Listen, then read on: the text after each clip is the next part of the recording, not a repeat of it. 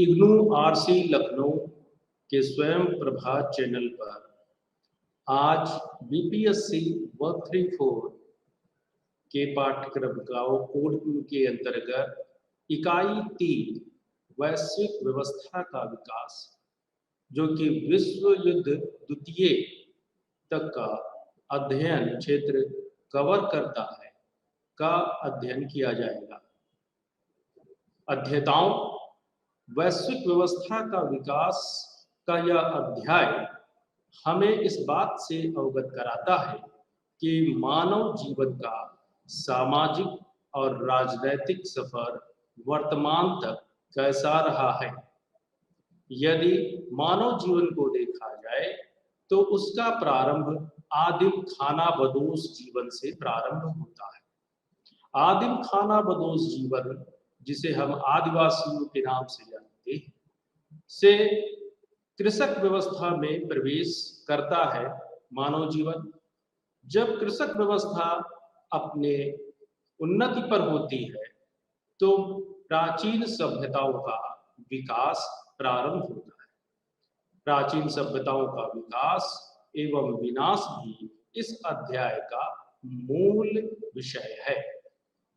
इसके पश्चात हम इस अध्याय में राजनैतिक जीवन में धर्म और अंधविश्वास का अंधानुकरण भी देखेंगे कि किस प्रकार राजनैतिक सत्ता एवं धार्मिक सत्ताधीशों की आपसी उठापटक या खींचतान में एक अंधकार युग उपजता है। आखिर अंधकार युग की भी समाप्ति होती है और पुनः यूरोपीय सभ्यता का विकास होता है। यह यूरोपीय सभ्यता जो बुद्धिवाद पर आधारित है और वैज्ञानिक दृष्टिकोण रखती है का विकास होता है। इस यूरोपीय सभ्यता के साथ वैज्ञानिक सोच, औद्योगिक क्रांति, संचार क्रांति भी आती है। इन क्रांतियों से एक औद्योगिकवाद का स्वरूप उपजता है। फलस्वरूप औद्योगिकवाद के विस्तार के कारण वह यूरोपीय नगर राज्य, यूरोपीय देश साम्राज्यवाद का प्रसार करते हैं और उपनिवेशवाद की स्थापना करते हैं। उपनिवेशवाद की स्थापना में यूरोप के कई देश आपस में युद्ध करते हैं और यह युद्ध विश्व युद्ध प्रथम के रूप से जाना जाता है। उसके पश्चात की कुछ राजनीतिक गतिविधियों और राजनीतिक मतभेदों के कारण पुनः द्वितीय विश्व युद्ध होता है। अतः इस अध्याय में हम मनुष्य के राजनैतिक और सामाजिक सफर का अध्ययन करने जा रहे हैं। अब हम आते हैं खानाबदोश जीवन या आदिम जीवन से निकलकर शहरी जीवन की सभ्यता की ओर, अर्थात कि कब मनुष्य शहरी जीवन में प्रवेश करता है। अगर इतिहास का अध्ययन किया जाए तो यह ज्ञात होता है कि शहरी जीवन की सभ्यता का प्रथम ज्ञात उदाहरण मेसोपोटामिया की सभ्यता से जाना जाता है।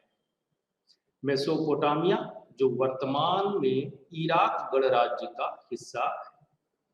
मेसोपोटामिया की सभ्यता का कालखंड लगभग 3500 से 1500 ईसा पूर्व के दौरान का जाना जाता है। इस दौरान मेसोपोटामिया की सभ्यता ने 3 अन्य सभ्यताओं को जन्म दिया। इन सभ्यताओं के नाम क्रमशः सुमेरियन, बेबीलोन और असीरियन सभ्यता। मेसोपोटामिया की सभ्यता में इन तीनों सभ्यताओं ने शहरी सभ्यता का विकास किया और सभ्यता एवं संस्कृति की उन्नति हुई। इस दौरान सामाजिक, राजनैतिक, सांस्कृतिक एवं स्थापत्य कला के कई उदाहरण उपस्थित हुए। केवल मेसोपोटामिया की सभ्यता ही प्राचीन सभ्यताओं की विशेषता नहीं रही है।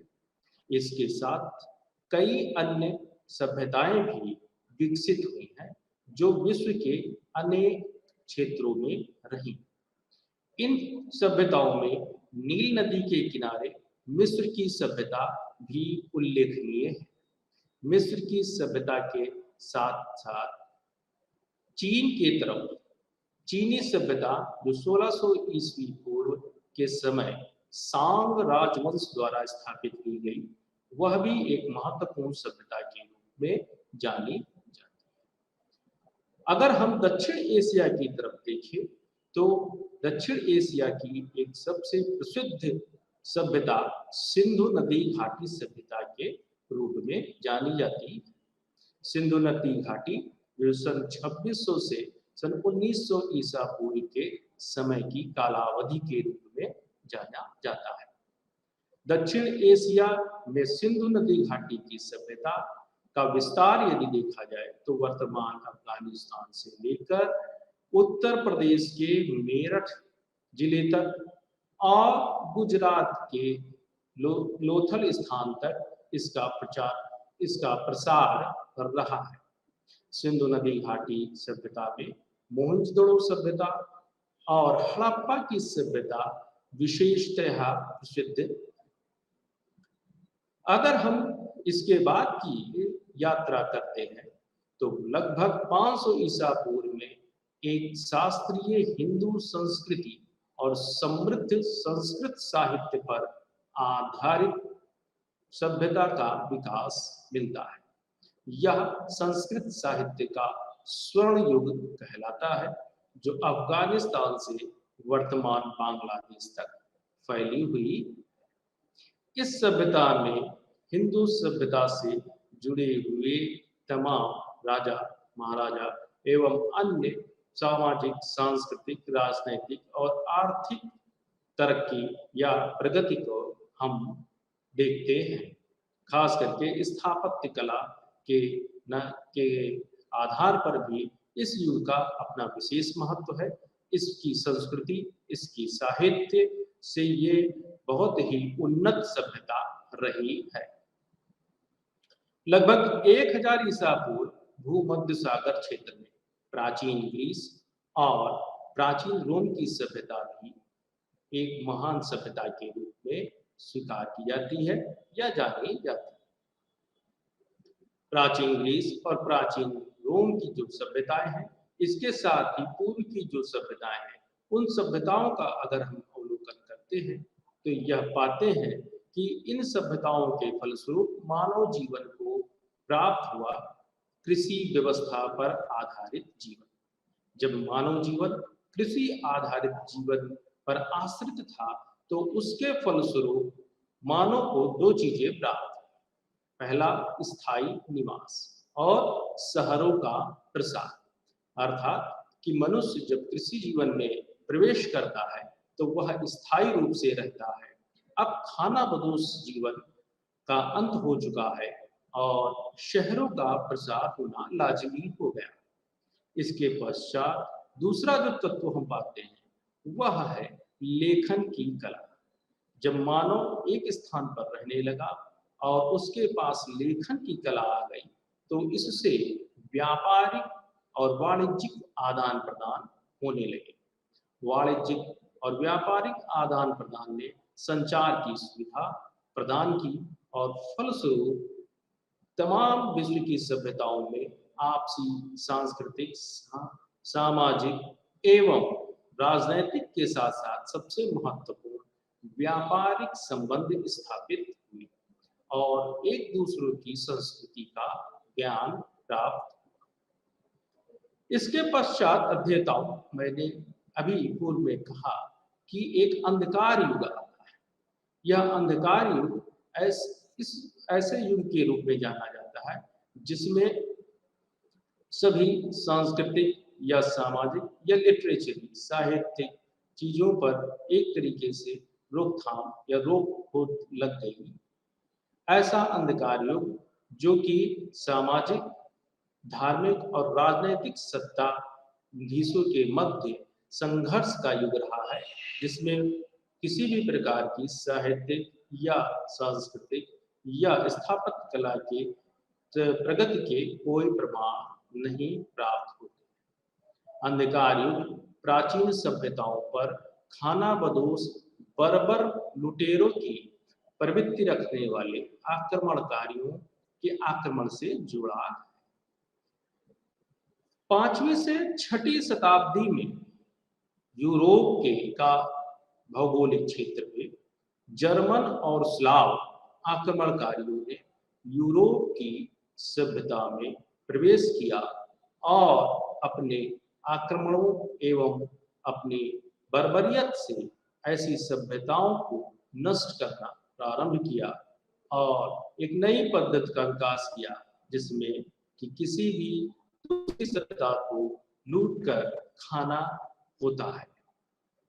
यही प्रचलन आगे रहा और 9वीं से 10वीं शताब्दी के मध्य वाइकिंग्स, मगियार और सार्किन्स जैसे बर्बर लुटेरे खाना बदूस लोगों ने सभ्यताओं को समय समय पर नष्ट किया। 1204 से 1400 के मध्य मंगोलों के आक्रमण एक सर्वाधिक बर्बर लुटेरे आक्रमणों के रूप में जाने जाते हैं जिन्होंने विश्व के कई सभ्यताओं को छिन्न भिन्न कर दिया। इन्होंने विश्व इतिहास पर गहरा प्रभाव छोड़ा और एशिया के राजनीतिक संगठन और यूरोप के बड़े हिस्से को बदल दिया।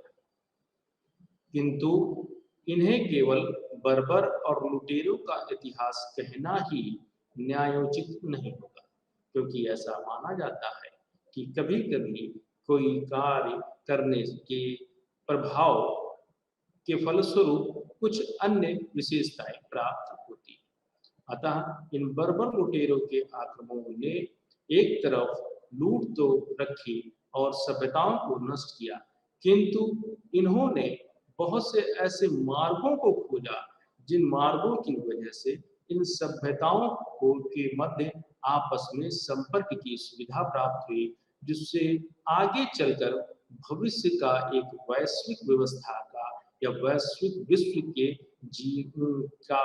व्यापारिक मार्गों को खुलने का अवसर प्राप्त हुआ। इसके बाद यदि हम आगे देखते हैं तो खाना बदोश जीवन के बाद कृषक व्यवस्था, फिर शहरी सभ्यता और उसके पश्चात जब अंधकार युग होता है और अंधकार युग का समापन होता है तो अंधकार युग के समापन के पश्चात पश्चिम का उदय अर्थात यूरोप आधारित सभ्यता का उदय होता है।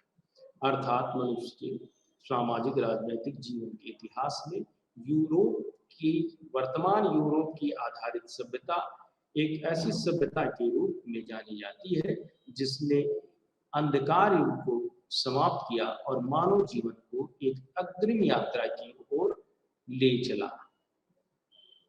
लगभग 1500 ईस्वी में यूरोप पश्चिमीकरण और आधुनिकीकरण की सभ्यता के केंद्र के रूप में जाना जाने लगा। अर्थात यहाँ एक ऐसी सभ्यता विकसित हुई, ऐसी संस्कृति विकसित हुई जिसने उसे पश्चिमीकरण या आधुनिकीकरण के संज्ञा से अवगत कराया।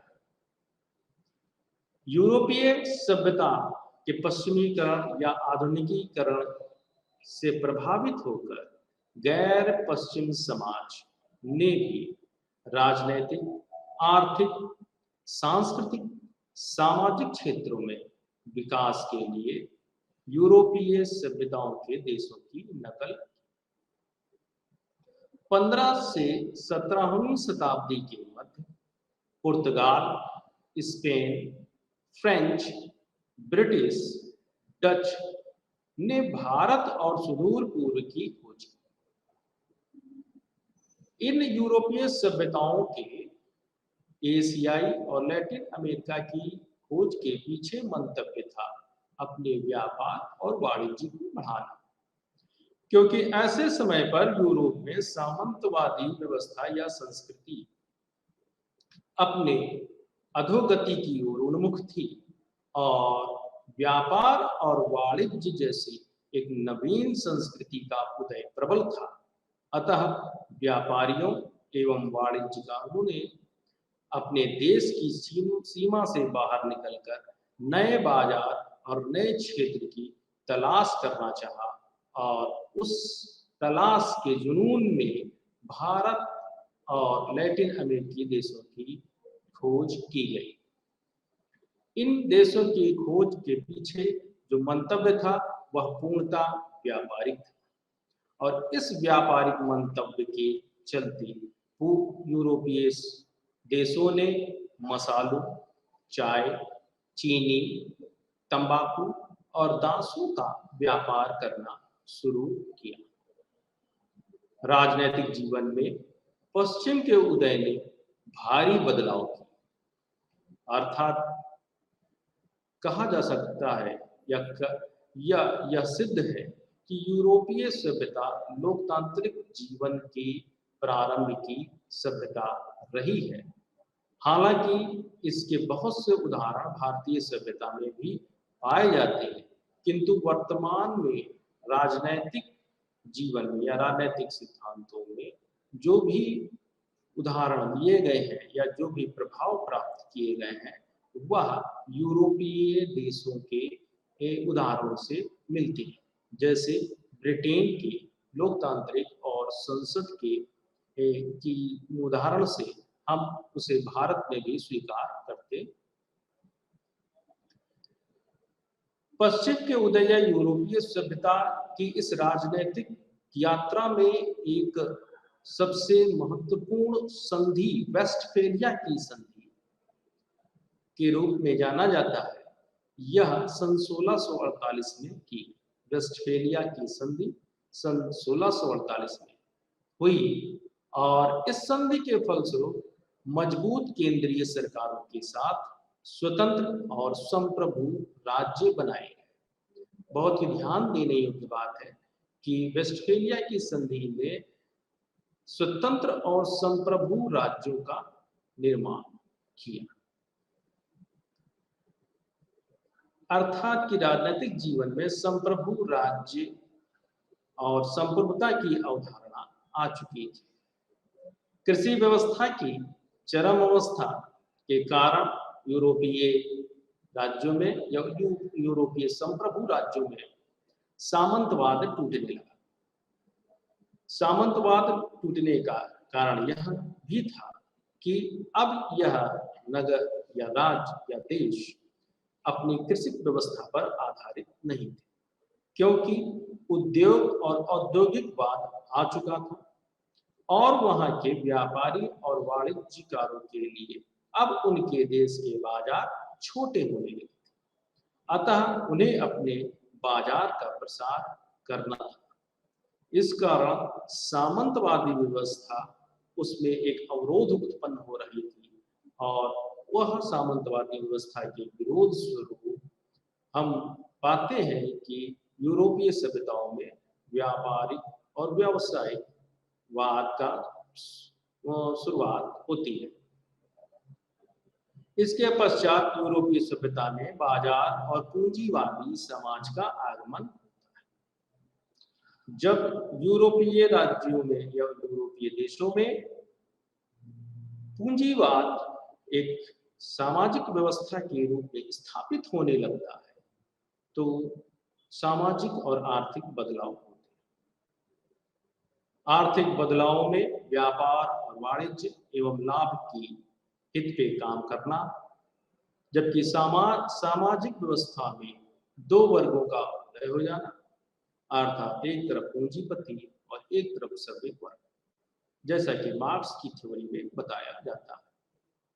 18वीं शताब्दी में ब्रिटेन औद्योगिकवाद की एक चरम अवस्था को प्राप्त करता है और इसे विश्व की कार्यशाला की संज्ञा दी जाती है। इस प्रकार आगे चलकर सांस्कृतिक विकास में इटली ने पुनर्जागरण किया और अपने भिन्न भिन्न क्षेत्रों को मिलाकर इटली संप्रभु राज्य की स्थापना की गई। यूरोपीय बुद्धिजीवियों के तर्क और वैज्ञानिक चिंतन ने तकनीक आधारित उन्नति और वैज्ञानिक सभ्यता का विकास। यूरोपीय देशों के व्यापारिक हितों ने विश्व के अन्य क्षेत्रों में, मुख्यतः भारत, अफ्रीकी देशों में शासन नियंत्रण स्थापित कर उपनिवेश स्थापित करने की मुहिम शुरू कर दी। उपनिवेशों की चाहत ने यूरोप और एशियाई देशों को जोड़ा, जिन्हें प्रारंभिक वैश्वीकरण के रूप में जाना जा सकता है। 1914 का प्रथम विश्व युद्ध उपनिवेशों के नियंत्रण को लेकर, अर्थात प्रथम विश्व युद्ध तक की हम यदि सामाजिक, राजनीतिक और ऐतिहासिक यात्रा को देखते हैं तो यह पाते हैं कि खाना बदोश जीवन से कृषक व्यवस्था से लेकर पश्चिमी यूरोपीय सभ्यता का विकास हुआ। पश्चिमी यूरोपीय सभ्यता में यूरोप के राज्यों ने अपने क्षेत्र से बाहर निकलकर विश्व के तमाम देशों पर अपना अधिकार जमाना शुरू किया और शासन नियंत्रण स्थापित करना चाहा, क्योंकि उनका उद्देश्य मूलतः व्यापारिक हित था और इस व्यापारिक हित को साधने के लिए भारत और अफ्रीकी देशों में शासन नियंत्रण कर लेना उनके लिए काफी मुफीद था। और इस स्थिति को हम उपनिवेश के नाम से जानते हैं, अर्थात कॉलोनी, अर्थात कहने का कि यूरोपीय राज्यों खासकर ब्रिटेन ने, फ्रांस, स्पेन और पुर्तगाल ने अपने कॉलोनी का विस्तार किया और दुनिया के इन तमाम देशों पर कब्जा करके उसे अपनी कॉलोनी या अपना उपनिवेश बना लिया। यह उपनिवेश जो आगे चलकर उनके लिए कच्चा माल का स्रोत क्षेत्र रहे हैं। अब हम आते हैं प्रथम विश्व युद्ध की।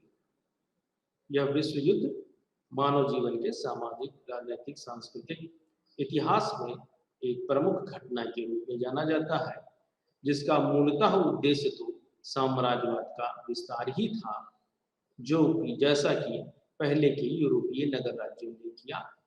किंतु यह विश्व युद्ध यूरोप के राज्यों में जो नवोदित राज्य थे उनकी शक्ति प्राप्त करने की लालसा और विश्व बाजार में अपना स्थान बनाने का भी एक युद्ध बनाने का भी एक क्षेत्र रहा है। प्रथम विश्व युद्ध जो 28 जुलाई 1914 को ऑस्ट्रिया हंगरी द्वारा सर्बिया पर युद्ध की घोषणा से शुरू हुआ।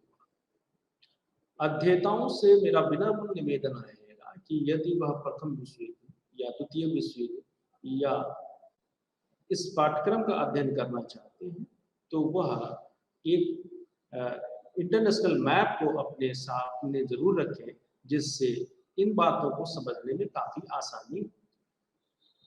तो जैसा कि मैंने कहा कि प्रथम विश्व युद्ध 28 जुलाई 1914 को ऑस्ट्रिया हंगरी द्वारा सर्बिया पर युद्ध की घोषणा से शुरू हुआ, जिसमें एक तरफ मित्र राष्ट्र थे।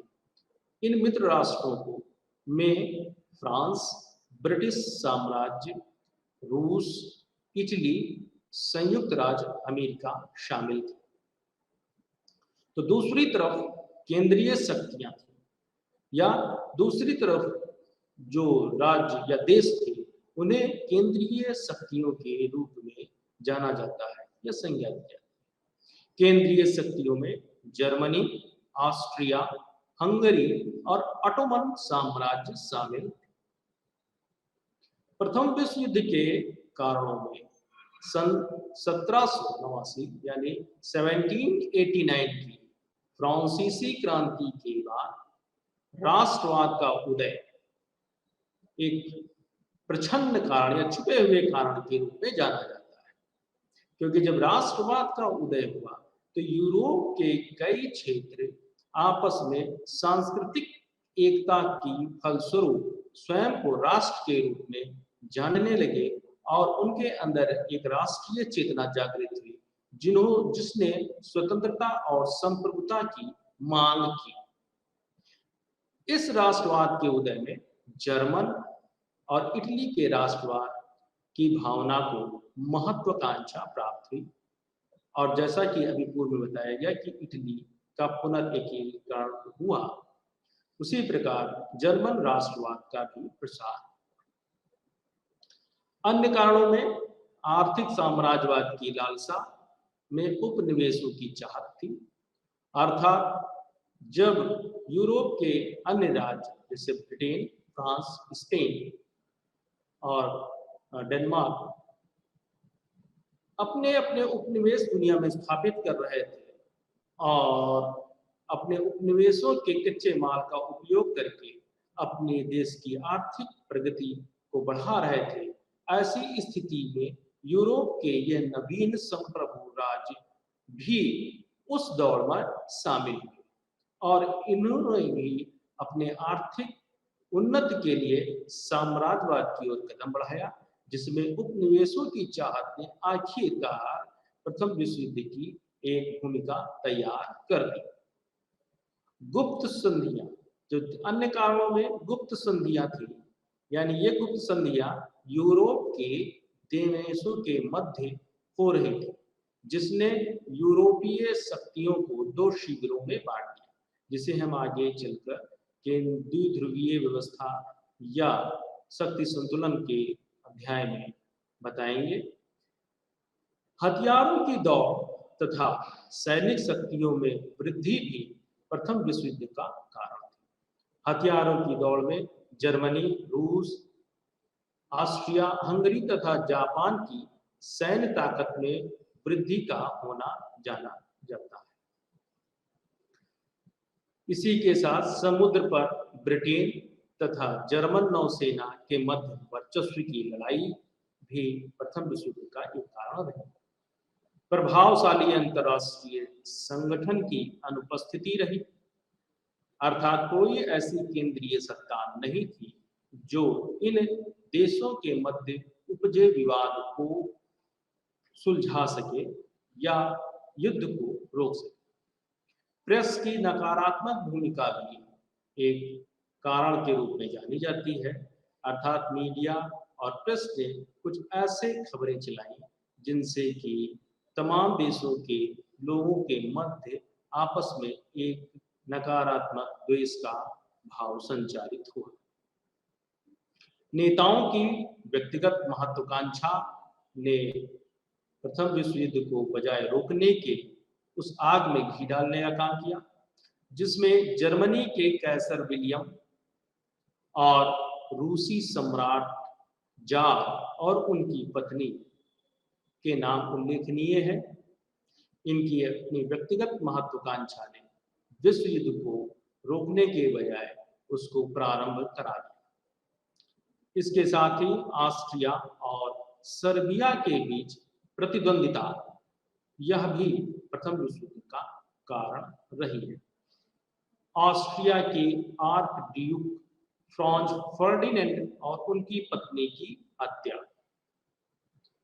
इस हत्या के फलस्वरूप ऑस्ट्रिया ने सर्बिया के स्लाव चरमपंथियों पर आरोप लगाया और कहा कि स्लाव चरमपंथियों को दंड दिया जाए, जिसे सर्बिया ने बहुत हद तक स्वीकार भी कर लिया।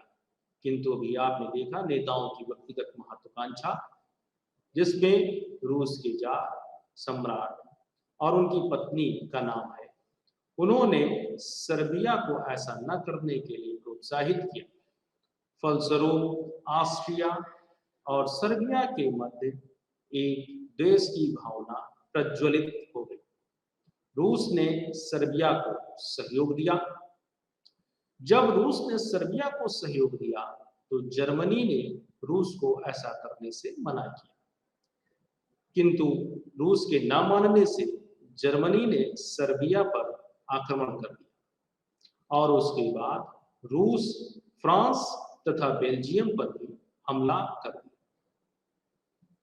जब फ्रांस और ब्रिटेन ने देखा कि जर्मनी काफी तेजी से यूरोप में अपना विस्तार कर रहा है, तो फ्रांस और ब्रिटेन ने रूस को सहायता दी, जिससे कि जर्मनी की यह प्रसारवादी नीति को रोका जा सके। इस तरह एक तरफ मित्र राष्ट्रों का गठजोड़ तैयार हो गया और दूसरी तरफ केंद्रीय शक्तियों का गठजोड़ प्रारंभ, और दुनिया दो खेमों में बट गई और यह दो खेमे प्रथम विश्व युद्ध के रूप में आपस में लड़ने लगे।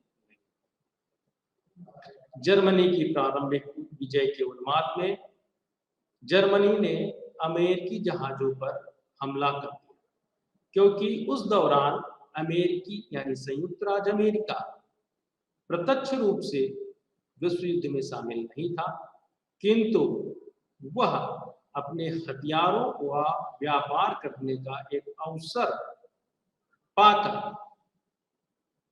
देशों को यानी कि मित्र राष्ट्रों को हथियार सप्लाई कर रहा था। ऐसे समय में जर्मनी ने अमेरिकी जहाजों पर हमला किया और फलस्वरूप अमेरिका का प्रवेश भी विश्व युद्ध में। जब प्रथम विश्व युद्ध का परिणाम प्राप्त होता है तो यह परिणाम जर्मनी के हार और आत्मसमर्पण के रूप में होता है। ध्यान देने योग्य की बात है कि जहां जर्मनी प्रारंभिक सफलता प्राप्त कर रहा था, वहां विश्व युद्ध की समाप्ति पर वह हार गया और बिना शर्त आत्मसमर्पण करने को तैयार हुआ। नवंबर 1980 में जर्मनी ने बिना शर्त आत्मसमर्पण किया और उस पर शांति संधि लागू की गई। इस विश्व युद्ध के पूर्व तक हम पाते हैं कि दुनिया एक तरीके से वैश्विक व्यवस्था में तब्दील हो चुकी है, अर्थात विश्व के तमाम देशों के मध्य आपस में एक ऐसे सांस्कृतिक, सामाजिक या राजनैतिक संबंध स्थापित हो चुके थे कि वह एक दूसरे पर प्रभाव डालने लगे और इसी प्रभाव के आधार पर ही वैश्विक व्यवस्था जैसी संज्ञा राजनीतिक इतिहास में या राजनीतिक विज्ञान में जानी जाती है। अब हम आते हैं कि शांति संधि।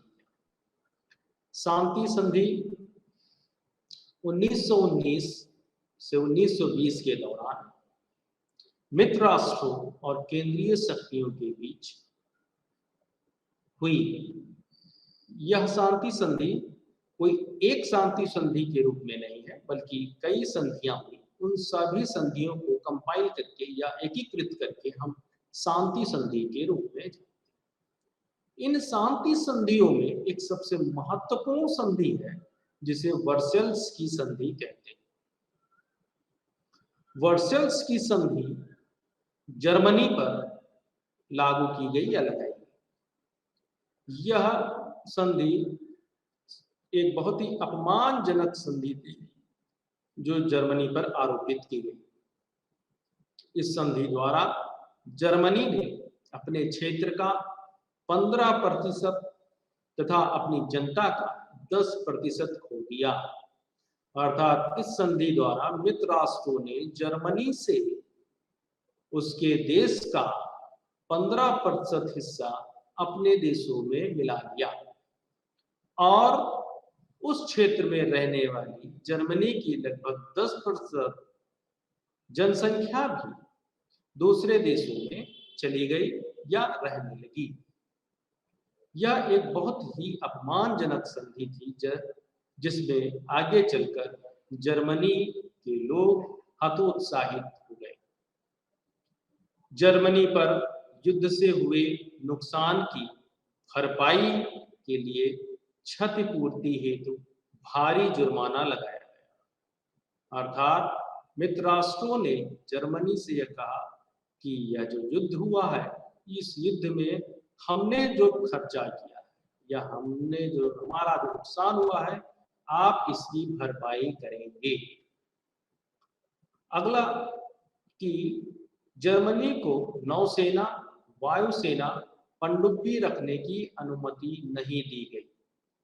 इस प्रकार यदि वर्सल्स की संधि को देखा जाए तो उसमें मित्र राष्ट्रों ने एक नवोदित यूरोपीय देश को पराजित करके उसे एक कठोर संधि पालन करने के लिए मजबूर किया और उस पर ऐसी संधि आरोपित की, ऐसी शर्तें आरोपित की जिससे वह पुनः आगे अपनी आर्थिक, सैनिक कोई तरक्की न कर सके। आगे हम देखते हैं द्वितीय विश्व युद्ध के बारे में। 1919 या 20 को जब प्रथम विश्व युद्ध समाप्त होता है तो आपने देखा केंद्रीय शक्तियां पराजित हो गई। अब अंतरराष्ट्रीय राजनीति में कुछ समय तक एक ऐसी व्यवस्था चलती है या ऐसी राजनीति होती है जिसमें मित्र राष्ट्र तो अपनी आर्थिक प्रगति की ओर अग्रसर होते हैं, किंतु जो केंद्रीय शक्तियां हैं वह अपनी भारी क्षतिपूर्ति या जुर्माने की वजह से काफी अंधकार में चली जाती है। किंतु राजनैतिक गतिविधियों और महत्वाकांक्षाओं ने आखिर एक द्वितीय विश्व युद्ध की आधार भूमिका तैयार कर 1 सितंबर 1939 को पोलैंड पर जर्मनी ने हमला किया और द्वितीय विश्व युद्ध का प्रारंभ हो गया। पोलैंड के बचाव में फ्रांस और ब्रिटेन सामने आए और उन्होंने पोलैंड को मदद पहुंचाई। जापान ने चीन पर हमला कर दिया। इटली 1940 में जर्मनी के साथ, प्रारंभ में इटली जर्मनी के साथ विश्व युद्ध में शामिल नहीं था, किंतु जब उसने देखा कि जर्मनी को प्रारंभिक सफलता प्राप्त हो रही है तो इटली ने भी जर्मनी का साथ दिया। जर्मनी हिटलर के नेतृत्व में काफी तेजी से यूरोपीय देशों में अपना प्रसार कर रहा था और सैनिक सफलता प्राप्त कर रहा था, जिसका साथ इटली में मुसोलिनी ने दिया। उसी बीच जापान ने अवसर पाकर चीन के मंचूरिया प्रांत पर आक्रमण कर उस पर अपना कब्जा कर लिया।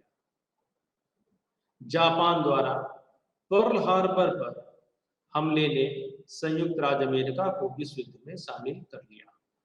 यहाँ पर पुनः ध्यान देने योग्य बात है कि संयुक्त राज्य अमेरिका इस बार भी विश्व युद्ध में शामिल तो नहीं हुआ था, किंतु उसकी व्यापारिक गतिविधियों ने पुनः इस बार जापान को मजबूर किया या जापान को प्रोत्साहित किया, जिससे जापान ने आखिरकार पर्ल हार्बर द्वीप पर खड़े हुए उनके जंगी जहाजों पर हमला किया।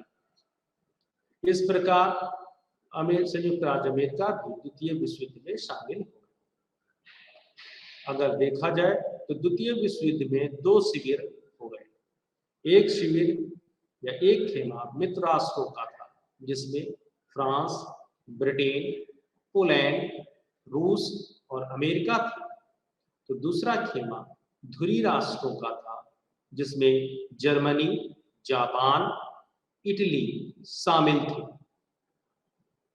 यह विश्व युद्ध इटली, जर्मनी और जापान के बिना शर्त आत्मसमर्पण के साथ समाप्त हुआ। इसका कारण यानी कि द्वितीय विश्व युद्ध क्यों हुए, इसके कारणों में अगर हम जाते हैं तो वर्सेल्स की अपमानजनक संधि इसका मुख्य कारण रही है। दूसरी, सामूहिक सुरक्षा व्यवस्था की असफलता, अर्थात राष्ट्र संघ जैसे संगठन की असफलता।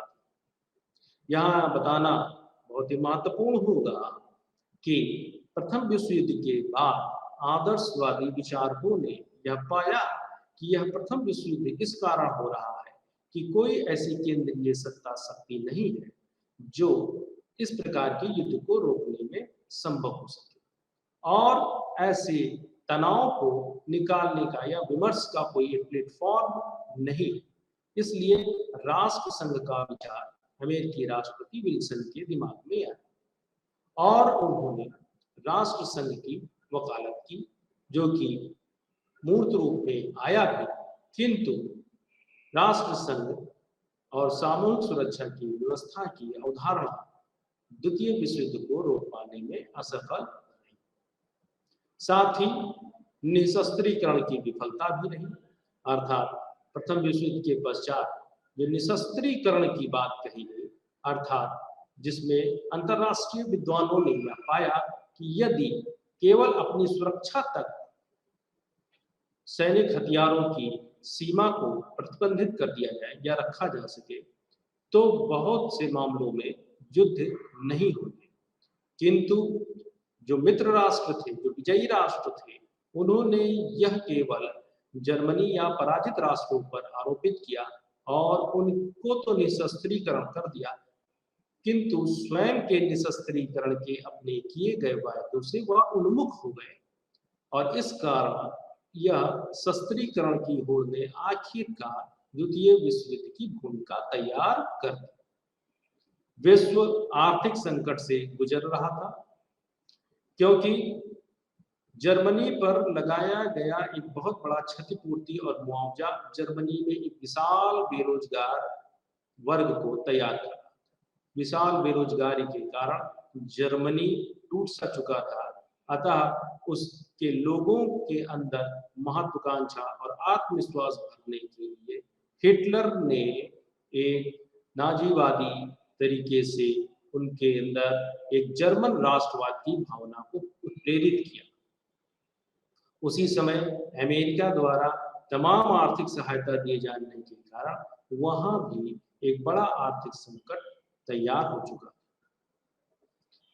रोम, बर्लिन, टोक्यो धुरी संधि, जिसने कम्युनिस्ट विरोधी मोर्चा बनाया और साम्राज्यवाद का विस्तार करना चाहा, भी द्वितीय विश्व युद्ध के कारणों में से, अर्थात युद्ध को महिमा मंडित किया गया तथा चीन, ऑस्ट्रिया, चेकोस्लोवाकिया, अल्बानिया और पोलैंड जैसे देशों को पीड़ित किया गया। राष्ट्रीय अल्पसंख्यकों की समस्या भी एक महत्वपूर्ण समस्या थी। जैसा कि पूर्व में कहा गया कि जर्मनी ने अपना 10% करीब जनसंख्या खो दिया। यह जनसंख्या उन राष्ट्रों में अल्पसंख्यक के रूप में हो गई, जबकि जर्मनी में अल्पसंख्यक यहूदियों के रूप में रहे। अब इन अल्पसंख्यकों के, जो जर्मन अल्पसंख्यक थे, उनके अंदर हिटलर के द्वारा एक महत्वाकांक्षा और एक प्रभुत्व की भावना पैदा की गई और उन्हें अपनी मांग के लिए प्रेरित किया गया और इस तरीके की ऐसी समस्याओं ने एक ऐसा वातावरण तैयार किया जो द्वितीय विश्व युद्ध की ओर जाता है। सारांश में हम देखते हैं तो मेसोपोटामिया की शहरी सभ्यताओं से निकलकर डार्क एज पे आना, आक्रमणकारी और उपनिवेशकारी व्यवस्था से निकलकर साम्राज्यवाद तक वैश्विक व्यवस्था का विघटन एवं प्रथम द्वितीय विश्व युद्ध जैसे महत्वपूर्ण वैश्विक ऐतिहासिक घटनाएं मानव जीवन के ऐतिहासिक, सामाजिक, राजनीतिक सफर की ओर हमें ले चलती है। अध्येताओं, यहाँ पर यूनिट 1 समाप्त होता है और अब हम खंड 2 की ओर प्रवेश करते हैं, जिसमें 4 इकाइयां हैं, जो कि यथार्थवाद, सिस्टम सिद्धांत, निर्भरता सिद्धांत और रचनावाद की ओर हमें रचनावाद के बारे में बताते हैं। यह चारों सिद्धांत अंतरराष्ट्रीय संबंध के अध्ययन के दृष्टिकोण से संबंधित है, अर्थात कि किन दृष्टि से हम अंतरराष्ट्रीय राजनीतिक घटनाओं का अध्ययन करते हैं, जिसमें मुख्यतः यथार्थवाद है।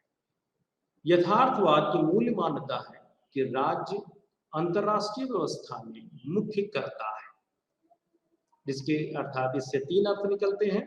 अंतरराष्ट्रीय राजनीति में संप्रभु राज्य और राज्यों के मध्य परस्पर संघर्ष होता है। राज्य संप्रभु करता है। प्रत्येक राज्य अपने हित और सुरक्षा के लिए शक्ति संचय करते हैं। अंतरराष्ट्रीय राजनीति अराजकता का क्षेत्र है, अर्थात केंद्रीय अधिकरण या विश्व सरकार की अनुपस्थिति के कारण अंतरराष्ट्रीय राजनीति में सभी राज्य असुरक्षा की भावना में रहते हैं।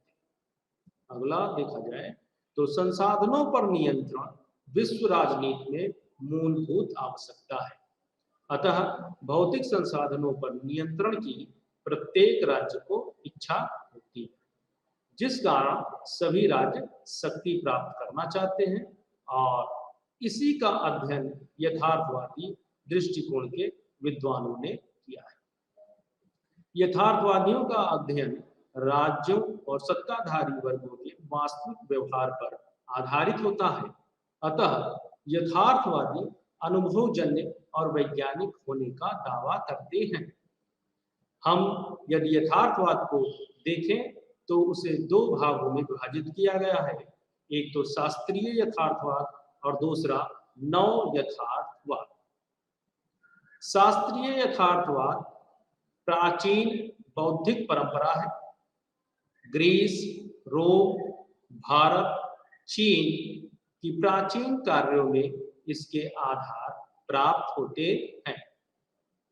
विचारकों के मत में प्रथम यथार्थवादी कार्य या चिंतन ग्रीक दार्शनिक थ्यूसाइड्स के पुस्तक history of the Peloponnesian war से मिलता है, जिसमें थ्यूसाइड्स ने नैतिकता के संशयवाद का यथार्थ विश्लेषण किया है।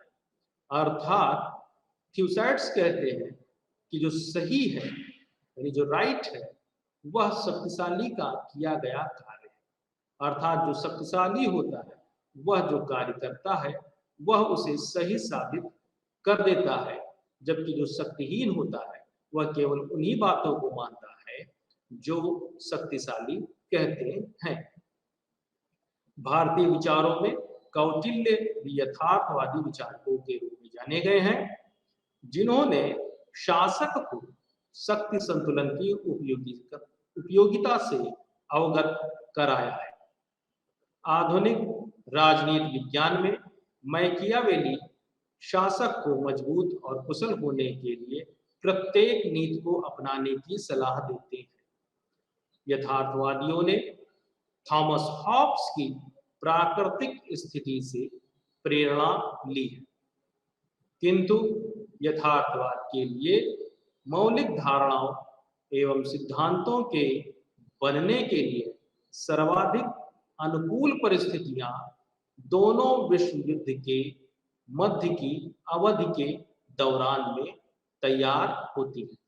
अर्थात दोनों विश्व युद्ध के मध्य में जो अंतरराष्ट्रीय राजनीति की घटनाएं घटित होती हैं, उन घटनाओं से प्रेरित होकर यथार्थवादी विचार या सिद्धांत अपने सबसे मुख्य रूप में आए। इनमें सर्वप्रथम अंतरराष्ट्रीय राजनीति के यथार्थवादी विचारकों में E.H. कार का नाम उल्लेखनीय है, जिन्होंने अपनी पुस्तक द 20-year crisis 1919 to 1913 में आदर्शवादी विचारों की आलोचना की और इन आदर्शवादी विचारों को यूटोपियन दृष्टिकोण कहा, अर्थात कल्पनावादी दृष्टिकोण कहा, जो यथार्थ के धरातल पर या वास्तविकता के धरातल पर नहीं थे।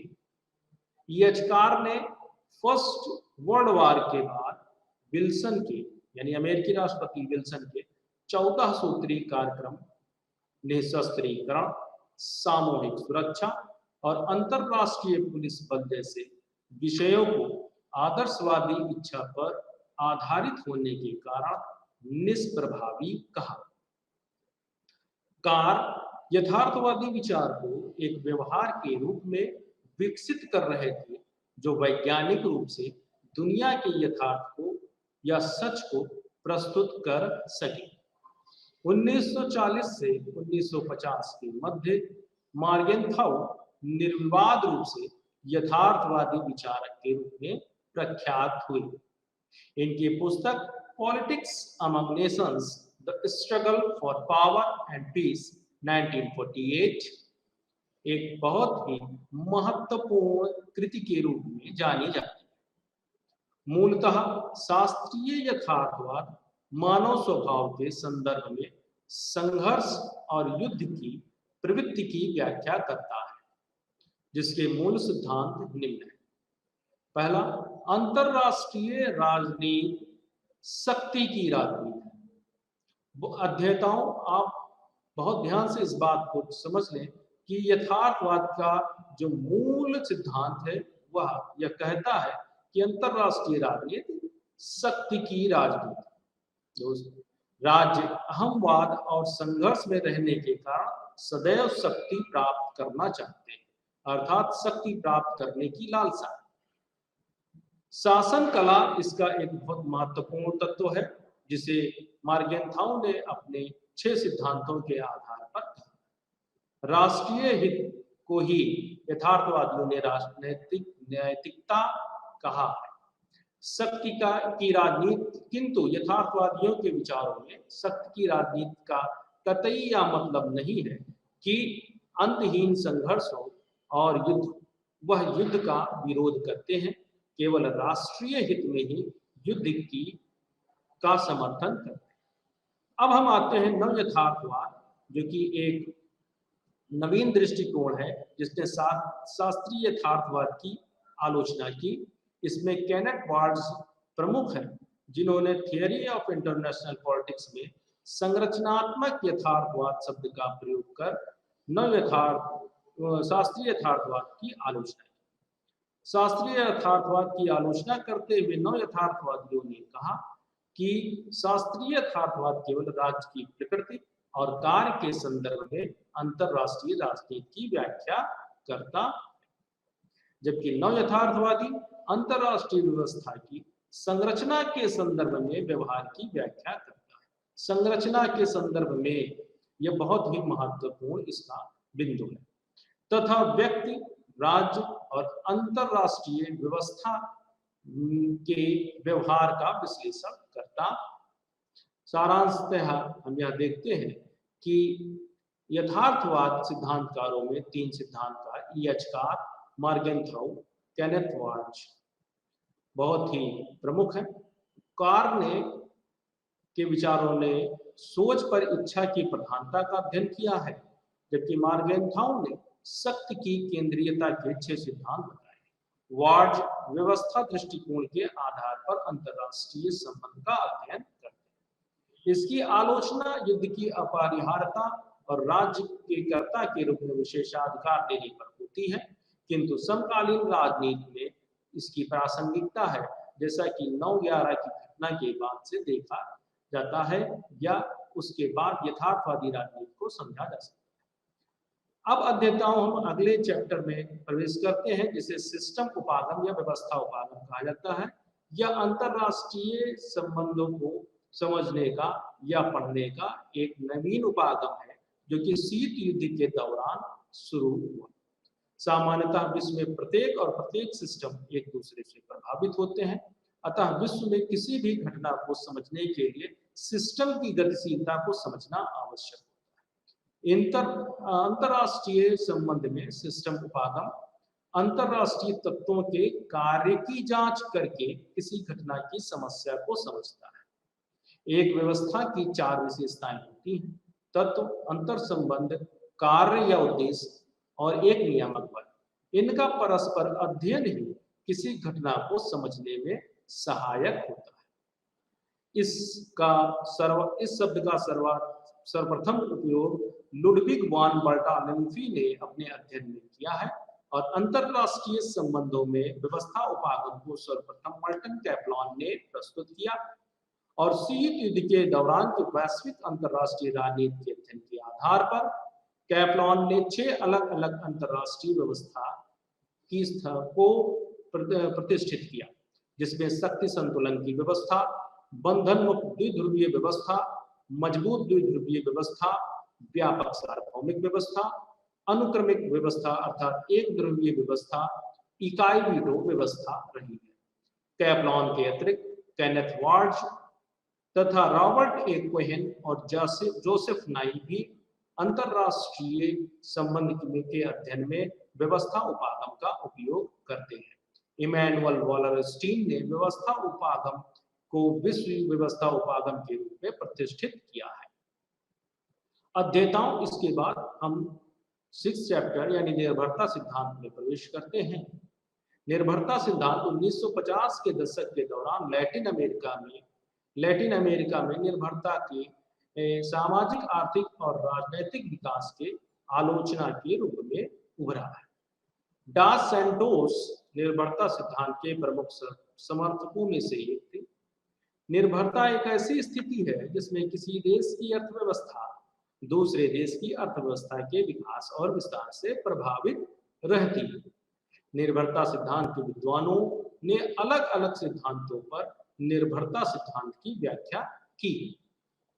राउल प्रीविस द्वारा मध्यम संस्करण, आंद्रे गुंडर फ्रैंक द्वारा रेडिकल या मार्क्सवादी लेनिनवादी, इमैनुअल वॉलरस्टीन द्वारा विश्व सिस्टम सिद्धांत बताए गए हैं। राउल प्रीविस लैटिन अमेरिकी देशों के पिछड़ेपन के लिए विकसित देशों के साथ व्यापार की प्रतिकूल शर्तों को जिम्मेदार कहते हैं। प्रीविस वैश्विक अर्थव्यवस्था के अध्ययन के लिए एक संरचनात्मक दृष्टिकोण पेश करते हैं जो विकास या अविकसितता और कोर या परिधि के विरोध पर आधारित है।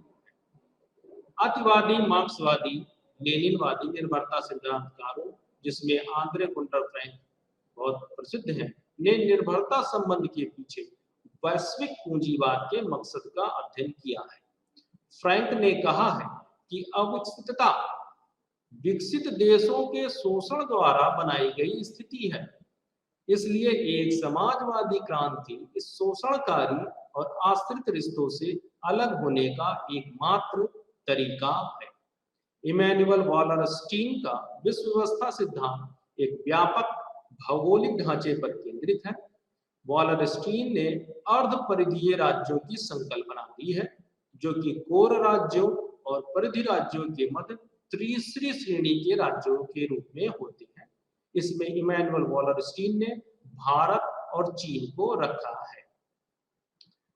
सारांशतः निर्भरता सिद्धांतकार का कहना है कि कोर और परिधि के बीच आर्थिक संबंधों ने विकसित और विकासशील देशों के बीच आर्थिक विषमता को बढ़ाया है और विकासशील देशों में पिछड़ापन पूंजीवाद के उद्भव से निकलने वाली एक ऐतिहासिक प्रक्रिया का परिणाम है। निर्भरता उपनिवेशवाद के माध्यम से स्थापित हुई है और आज भी आर्थिक संबंधों के माध्यम से परिधि पर नियंत्रण बनाए हुए है। अध्येताओं, यहाँ पर हमने निर्भरता सिद्धांत के बारे में बताया है। यह निर्भरता सिद्धांत अंतरराष्ट्रीय संबंध को पढ़ने का एक दृष्टिकोण है या उपागम है, जो कि एक नवीन उपागम के रूप में जाना जाता है। निर्भरता सिद्धांतकारों ने यथार्थवादी सिद्धांत और व्यवस्था उपागम के सिद्धांतकारों की आलोचना करते हुए अपने सिद्धांत में यह कहा है कि किस प्रकार विकसित देश या कोर राज्य, जिन्हें हम विकसित देश कहते हैं, ने उपनिवेशवाद से प्रारंभ करके आज नव उपनिवेशवाद की स्थिति में भी अपने लैटिन अमेरिका और विकासशील देशों में, एशियाई देशों में अपना प्रभाव और अपना वर्चस्व बनाए रखा है। और यह वर्चस्व न केवल आर्थिक आधारों पर है बल्कि सांस्कृतिक आधारों पर भी। आगे हम रचनावाद के बारे में बात करते हैं। रचनावाद भी अंतरराष्ट्रीय अध्ययन को पढ़ने का एक दृष्टिकोण है। अंतरराष्ट्रीय संबंध के अध्ययन में रचनावाद एक सिद्धांतों की श्रृंखला है। यह मूलतः समाज शास्त्र के विषय में बहुत प्रमुखता से प्रयुक्त किया जाता है, जिसकी मूल मान्यता यह है कि हम अपने विचारों के अनुसार सामाजिक दुनिया का निर्माण करते हैं। रचनावाद के सिद्धांतकारों का कहना है कि अंतरराष्ट्रीय संबंध एक सामाजिक निर्माण है। राज्य, गठबंधन और अंतरराष्ट्रीय संस्थान सामाजिक दुनिया में मानव संपर्क के उत्पाद हैं। इनका निर्माण सामाजिक मूल्यों, पहचान, मान्यताओं, नियमों, भाषा आदि के साथ मानव क्रिया के माध्यम से किया जा रहा है। अंतरराष्ट्रीय संबंध के बहस में रचनावाद, नव यथार्थवाद और नव उदारवाद के बीच प्रतिक्रिया स्वरूप एक वैज्ञानिक और संश्लेषणात्मक आंदोलन के रूप में आया, जिसने यह कहा है कि अंतरराष्ट्रीय संबंध के अध्ययन में हमें सामाजिक मान्यताओं और अंतरराष्ट्रीय संगठन का अध्ययन करना चाहिए। अध्येताओं, आज के लिए बस इतना ही। आगे अगले अध्याय में बताया जाएगा।